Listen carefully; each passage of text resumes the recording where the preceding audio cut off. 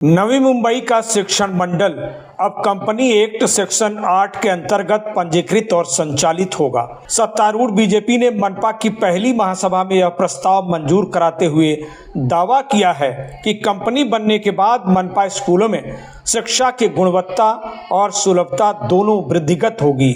साथ ही एडवांस उपक्रमों को चलाने के लिए अधिक CSR हासिल करने में भी मदद मिलेगी। इससे पहले शिक्षण मंडल महानगर पालिका के फंड पर संचालित होता रहा है, लेकिन 2014 में RTE के तहत सरकार ने मनपा के शिक्षण मंडल को बर्खास्त कर दिया था। फिलहाल नए प्रस्ताव के मुताबिक NMMC शिक्षण मंडल आधुनिक और प्रभावशाली बनाने की तैयारी है।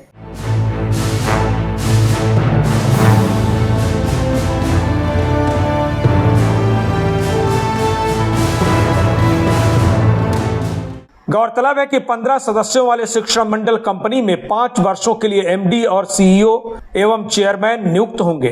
बोर्ड में education, administration, finance, technology, social development और लॉ फील्ड से कुल 15 संचालकों का चुनाव होगा। बोर्ड के पास शिक्षा के लिए स्वतंत्र बजट बनाने और एक्स्ट्रा फंड जुटाने के लिए CSR मदद लेने का भी अधिकार होगा, जो पहले नहीं था। यानी शिक्षण मंडल और अमीर बनेगा और प्राइवेट शिक्षण संस्थानों से मुकाबले के लायक भी बनेगा। पूर्व मेयर और शिक्षण महर्षि सुधाकर सोनवने इस पहल को सही मानते हैं, जो परपट्टियों में शिक्षा की अलख जगाकर गरीब बच्चों का जीवन संवारने में जुटे सुधाकर सोनवने कहते हैं कि इससे मनपा स्कूलों की हालत और गुणवत्ता दोनों सुधरेगी और अधिक सुविधाओं के साथ शैक्षिक लाभ दिलाने में मदद मिलेगी। 2009च्या RTE अंतर्गत शिक्षण मंडळ हे बरखास्त करण्यात आलं।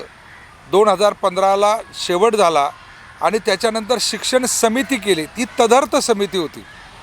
तदर्थ समितीला फारसे काही अधिकार नव्हते आणि त्यामुळे अधिकार असले पाहिजे, कारण या ठिकाणी आपण पाहतोय नवी मुंबई महानगरपालिकेमध्ये जेवढा परमनंट कर्मचारी वर्ग आहे त्या तुलनेत किंबहुना तेवढाच कर्मचारी वर्ग हा शिक्षण विभागामध्ये आहे। त्यांची व्यवस्था करणे, त्यांच्या दैनंदिन कामकाजावर लक्ष ठेवणे, त्यांच्या गरजा आणि त्यांच्या गुणवत्तेमध्ये वाढ करणं ही एक खूप मोठी जबाबदारी आहे। भविष्यात 50%हून अधिक लोकांना ते शिक्षण या शहरात परवडणार नाही आणि अशा याच्यामध्ये RTE अंतर्गत देखील सगळ्याच गरीब आणि मागासवर्गीयांना शिक्षण मिळेल असं नाही आणि त्याच्यासाठी निर्णय घेणारं, कारण एखादा नगरसेवक आपल्या शाळेबद्दल बोलेल परंतु 111 नगरसेवक बोलतीलच असं नाही आहे। त्यामुळे एक स्वतंत्र व्यवस्था फक्त त्याच कामावर फोकस करणारी जर निर्माण झाली तर त्या माध्यमातून एक गुणवत्तापूर्ण शिक्षणाचं जे स्वप्न या शहरामध्ये आदरणीय नाईक साहेबांनी पाहिलेलं आहे, अशा पद्धतीची व्यवस्था ही योग्य है। यानी सब कुछ ठीक रहा तो NMMC शिक्षा बोर्ड मनपा स्कूलों के रोजाना के मैनेजमेंट, एजुकेशन क्वालिटी में सुधार, टीचर ट्रेनिंग, डिजिटल और मॉडर्न एजुकेशन इनिशिएटिव को लागू करने और स्टूडेंट अटेंडेंस और उनका रिजल्ट सुधारने में कामयाब हो सकेगा। हालांकि असली सवाल इसकी कार्यप्रणाली का है। कुछ लोग इसे निजीकरण की राह पर ढकेलने का प्रयास भी मान रहे हैं, लेकिन पूर्व मेयर सुधाकर सोनवने ऐसा नहीं मानते। उन्होंने कहा कि लोक नेता गणेश टाई का विजन यही है कि सभी बच्चों को समान शिक्षा मिले, इसलिए कंपनी के तौर पर शिक्षण मंडल का कामकाज और बेहतर होगा। इसका पूरा कंट्रोल भी मनपा के ही हाथ में होगा, इसलिए प्राइवेटाइजेशन जैसी चिंता करने की जरूरत नहीं है। सुधाकर सोनवने ने यह भी दोहराया कि मजदूरों की बस्तियों का प्रतिनिधि होने के नाते मुझे इस निर्णय पर खुशी है।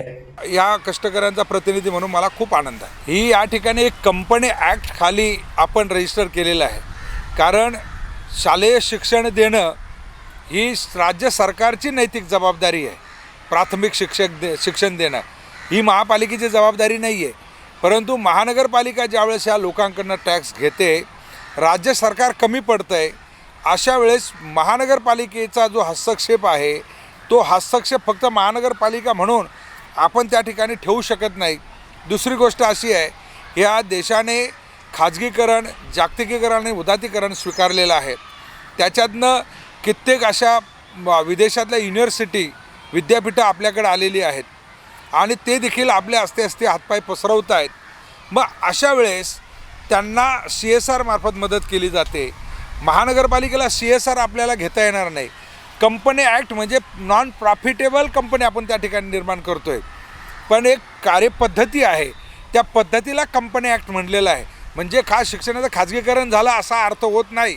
नवी मुंबई महानगरपालिका या पूर्ण नियंत्रणामध्ये असणार आहे. नवी मुंबई महानगरपालिकेचेच पैसे असणार आहेत.